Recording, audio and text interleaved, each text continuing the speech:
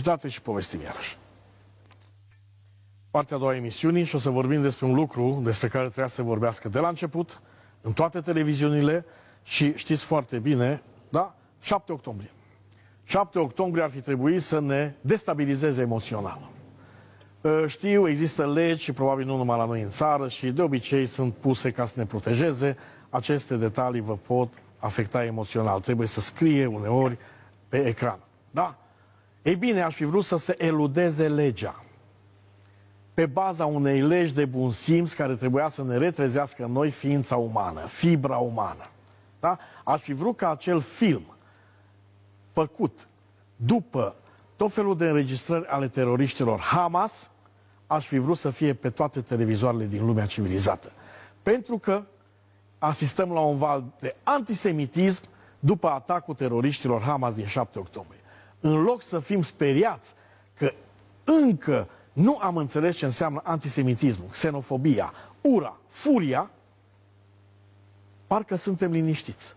În Statele Unite au ieșit lideri de la Free Palestine, așa spuneau ei, sau își spuneau lideri, care în fața polițiștilor, care stăteau într-o poziție de aia de ghiocel, spuneau să fiți mulțumiți că n-am omorât un evreu pe stradă. Alții au venit să spună, să ceară decapitarea, dar asta au cerut. Le-ați văzut în emisiunile mele că le-am tot dat. Cumva cu sabia lui Damocles, nu cumva să pățesc vreo amendă sau vreo chestie de asta. Alții spunând, cerând decapitarea conducerii universității, uneia din Statele Unite, pentru că universitatea avea contacte, da, de cercetare cu universității din Israel. Bă, unde am ajuns? Da? Și mergem la Andrei Schwarz, o să vedeți de ce, analist politic. Bun. I-am trimis câteva poze, o să vedeți și voi, pe ecran, o poză care ar trebui să ne dea de pereți. Da? Această fotografie, o să o vedeți imediat, cu o bunică. Da? Pune-o, te rog, regia, pe ecran. Da? Cu o bunică, o să vedeți cea mai sfârșietoare fotografie cu o bunică și nepoții ei, ținând în brațe un bebeluș în drum spre camera de gazare. Da? 3 copii până în 5 ani, un bebe mic în brațe și o doamnă în vârstă care știe că își duce nepoții la moarte. Pentru că nu are ce să facă. Ăsta a fost Holocaustul, băi. Așa că atunci când mai auziți pe tot felul de nemernici care neagă Holocaustul sau sunt antisemiți, să vă gândiți că bunica aia s-ar putea să fie mama voastră, da? Sau poate chiar voi, și când vă uitați la copii să vă gândiți că au fost peste 1,5 milion de copii, da? Care aveau o singură vină, între ghilimele, în capul idioților de naziști, că erau evrei. Așa că atunci când auziți antisemiți, și mai ales în România, care au avut păcatele ei mari, să vă gândiți un pic, să vă gândiți la poza asta. Mergem la domnul Andrei Schwarz. Bună seara! Bună seara! Bună seara! Mulțumesc tare mult, domnule German, pentru invitație. Știți despre ce fotografie. Îmi cer scuze dacă am fost foarte abrupt, dar eu nu o să stau liniștit când văd asemenea fotografii care n-au reușit să întoarcă spre calea bună o mulțime de minți. Da, și ar trebui să parafrazăm așa, somnul națiunii naște monștri. Pentru că dacă avem impresia așa că stând liniștiți și tolerând mizeria față de evrei, față de oricine, față de români, față de maghiari, și că noi, copiii noștri, vor putea să trăiască liniștiți atâta timp cât cei ai altora sunt oprimați și sunt uciși, nu poate să meargă treaba bine. Iar după 7 octombrie s-au găsit mulți care să justifice într-un fel, să găsească justificări pentru uciderea unor supraviețuitori ai Holocaustului, pentru uciderea unor bebeluși evrei din nou, prin așa zisa ocupație a celor din Gaza, în ciuda faptului că Israelul s-a retras unilateral și complet din acea fâșie de pământ și i-a lăsat pe arabii de acolo, palestinieni, să se autoguverneze, să aibă alegeri și să-și construiască o viață, să dovedească într-adevăr că se pot autoguverna într-un mod civilizat și în relații de vecinătate normale cu Israelul. În Israel aveau permise de muncă arabi din Gaza. Zeci de mii de arabi veneau în fiecare zi să lucreze în acele chibuțuri, acele așezări acele sate și orașe din jur. Pe un salariu pe care niciodată nu l-ar fi câștigat în Gaza. Așa este. Salariul mediu în Israel este mult peste salariul mediu în Uniunea Europeană, să înțeleagă lumea. Așa este. Și din păcate, mulți dintre acei palestinieni din Gaza, de fapt, au desenat schițe ale așezărilor, ale modului în care la etaj se află două camere, într-una din camere e băiețelul familiei, în celălalt e fetița, are și un cățel, și aveți grijă că acel câine latră și mușcă, da? Și au fost în acest fel masacrate familii. Au făcut planul de atac, practic. Să înțeleagă. Așa este. În afară de metodele... În afară de metodele avansate din punct de vedere tehnologic, Google Maps, da, imagini din satelit, drone și așa mai departe, s-au folosit și de aceste metode. Și mai trist este că oameni din Europa, din America, din alte țări ale lumii libere, iarăși folosesc termenul ăsta, au pus botul la la faptul că este justificat ca palestinienii să masacreze, să violeze, da? Și doi, apoi au pus botul la o altă falsificare a realității, și anume că s-a comis un genocid acum în aceste 15 luni în Gaza. În ciuda faptului că toate statisticile reale arată cum este o creștere exponențială a populației atât din Gaza cât și din Yehuda și Shomron, din Cisjordania. De zeci de ani se întâmplă acest lucru și acum este o creștere în ciuda faptului că au fost omorâți câteva zeci de mii de oameni acolo, dar cam jumătate dintre ei teroriști, și cealaltă jumătate, din păcate, sunt pe răbojul criminal al teroriștilor Hamas, pentru că ei s-au ascuns în spatele și s-au folosit de scuturi umane, nu doar evrei răpiți și israelienii răpiți, inclusiv arabi, ci și propriile familii până la urmă. Da, și aici este capcana teroriștilor mereu. Scuze că mă întrerup. Să nu creadă lumea că acum avem o lipsă de empatie față de civilii morți în Gaza. În niciun caz. Viața unui copil din Israel, din Gaza, din Congo, din România, de oriunde din partea asta a lumii, viața unui civil este la fel de prețuit. Problema este însă, aș spune eu, apare în momentul în care acești civili sunt făcuți scuturi umane. Și mai mult decât atât, cumva există un fel de jenă a instituțiilor internaționale de la ONU, citire, da? Care încercau prin tot felul de rezoluții să condamne atacurile Israelului. De fapt, erau niște riposte și nu niște atacuri, fără să spună un cuvințel despre 7 octombrie. Este inimaginabil. Așa este. Și oameni de bună credință din țara noastră, hai să ne referim doar la România, îi văd de foarte multe ori cum citează și spun pe cum nu este un genocid în Gaza, că până și ONU spune asta, că până și CNN spune asta, da?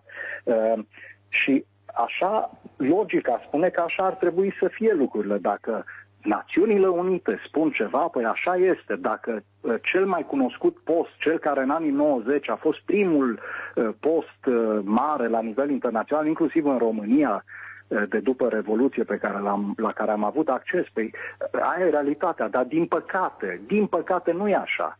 Pentru că la Națiunile Unite nu sunt tehnocrați, acolo sunt niște oameni care sunt puși în bună măsură, la fel ca în România, în mod politizat. Acolo este o pluralitate și este o majoritate a țărilor nedemocratice, pentru că marea majoritate a țărilor lumii sunt nedemocratice, sunt dictaturi. Acolo conduce China, acolo conduce Rusia, acolo conduc țările islamice, care niciuna dintre ele nu este o democrație. Și ei își pun acolo oamenii pe care ei îi acceptă. Adică de la secretarul general Gutierrez, da, un activist socialist portughez, despre care există bănuiala că ar fi fost recrutat de către fosta Uniune Sovietică. Și acum vrea la prezidențiale o să vrea la prezidențiale în Portugalia. Da. Sigur că da, sigur. La ceva, să miște. La fel precum înaintea lui au fost figuri precum Kurt Waldheim, care a fost pus acolo din nou cu acceptul Uniunii Sovietice de la acea dată, nu a Rusiei, pentru că ei aveau dosarul lui de criminal nazist. Deci un criminal nazist a ajuns să fie secretar general al NATO. Iar în cazul CNN, o bună parte din acționariatul CNN este în mâinile fondurilor de investiții ale statului Qatar. Stat Qatar, care a finanțat și finanțează terorismul, nu doar cel al Hamas, ci și cel al statului islamic. Da. În perioada 2014, cel mai cunoscut, 2014-2020 aproximativ. Inclusiv, da, putem să le mulțumim pentru atentatele din Europa comise de către islamiștii radicali. Deci lucrurile, din păcate, nu stau atât de simplu pe cât ne-ar spune logica. Dar știți ce mă mir? Sunt niște fotografii. O să arăt fotografia, dați-mi vă rog fotografia numărul 2. O să vă explic, sunteți prin telefon și vă mulțumesc pentru asta. În care se văd Free Palestine sau pro-palestinieni care au salutul nazist. Și nu 1, nu 2, nu 3, nu... Pur și simplu ca un fel de... nu știu cum să-i zic, un fel de încercare de a arăta că nu ne interesează nimic. Avem cauza noastră, trebuie să ne fie permis tot. La Elon Musk a bubuit planeta. Da, ăla săracul a făcut gestul la inimă, ceea ce naziștii nu făceau niciodată, dar și-a salutat. L-am văzut și pe Macron făcut chestia asta, pe o mulțime, da? Și-a bubuit planeta cum că ar fi fascist salutul. Ei bine, la tinerii ăștia care cică apără cauza palestiniană, nici un cuvințel. Așa este. Din păcate, avem pe de o parte, hai să disecăm un pic, cine sunt prezenți la aceste manifestații în vest și inclusiv la noi, pe la București, așa, știu că au fost și la Cluj. La București, de exemplu, erau cetățeni din țări islamice, da? Care erau acolo și care, dacă pe unii dintre ei ai întreba un pic mai în detaliu, ai vedea că ei nu-și doresc să existe Israelul. Ei n-au neapărat ceva aparte, afinitate pentru cauza palestiniană. Ei își doresc să nu existe un stat evreu. Da, de la rău până la mare. Absolut, absolut. Deci sunt onești în privința asta. Iar în privința faptului că salutul nazist este făcut de aceștia nu e nimic nou. Muftiul Ierusalimului din timpul Holocaustului, din timpul celui de-al doilea război mondial, Haj Amin al-Husseini, a fost oaspete de onoare a lui Adolf Hitler, de exemplu în 1941, dacă nu mă înșel, în noiembrie, și au avut o întâlnire, un tet-a-tet, așa, în care au spus, Hitler a spus, da, sunt un mare susținător al cauzei palestiniene, pentru că voi luptați pentru același scop al distrugerii tuturor evreilor. Deci nu este nimic nou. Asta e o parte a acestor grupuri. Dar, din păcate, li se mai alătură lor un alt grup care a fost intoxicat și care a fost otrăvit. De obicei vorbim de tineri, dar nu numai tineri. Tineri din România și din alte țări care sunt animați de cele mai bune intenții, care își doresc într-adevăr să salveze grupările oprimate și așa mai departe. Și ei ajung să fie ceea ce Uniunea Sovietică, școala de spionaj a Uniunii Sovietice a denumit idiot util. Da. Idiot util, adică un om care își dorește să facă bine, dar ajunge să fie intoxicat de ei și apoi ajunge să fie o unealtă a răului. Da, teoria controlului reflexiv în strategia militară rusă. O inginerie emoțională. Absolut, absolut. Și 7 octombrie, trebuie să aducem aminte, a aplicat cum nu se poate mai bine Rusiei în timpul invaziei asupra Ucrainei, într-un moment cheie al acestei invazii. Și de spus, foarte obligatoriu de spus, că liderii Hamas, da, în august erau în Rusia, la Moscova. Lideri Hamas, adică lideri teroriști. Ca să înțeleagă lumea că și Rusia este un stat care susține terorismul, eu i-aș spune pe românește un stat terorist. La ce au făcut în Ucraina, cu ucideri și violuri de bebeluși, de îngrozitor, dar nu se deosebesc de nemernici ăștia de la Hamas. Așa este. Și eu sunt absolut de aceeași opinie. Ei, de fapt, împreună cu cei de la teroriștii Hamas, ei au această... sunt convins că unii dintre ei sunt mândri de asta, sunt singurii care au reușit să mai ucidă din puținii supraviețuitori evrei ai Holocaustului, pe lângă alte victime, au omorât și supraviețuitori evrei ai Holocaustului în Ucraina. Deci, da. Am mai văzut o fotografie, o să o pun și asta și o să vă spun despre ce e vorba. Da? Un domn de la Hamas, invitat să țină o conferință la Oradea și care spune foarte clar: musulmanii trebuie să continue războiul asupra evreilor și asupra creștinilor. Este incredibil, da? A fost invitat pentru 24 februarie la ceva conferință islamică în Ontario, în Canada.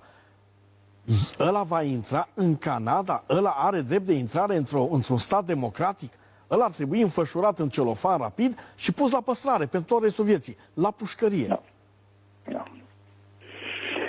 Da, din păcate, lumea liberă, democrațiile sunt slabe. Da? Tocmai prin faptul că extindem la nesfârșit drepturile, inclusiv cele ale inamicilor democrațiilor noastre. Și ale celor care ne neagă principalul drept, cel la viață. Nici măcar nu se ascund. Mai ales în Statele Unite, unde e ideea aceasta de free speech care poate fi dus la extrem, până la incitare, da?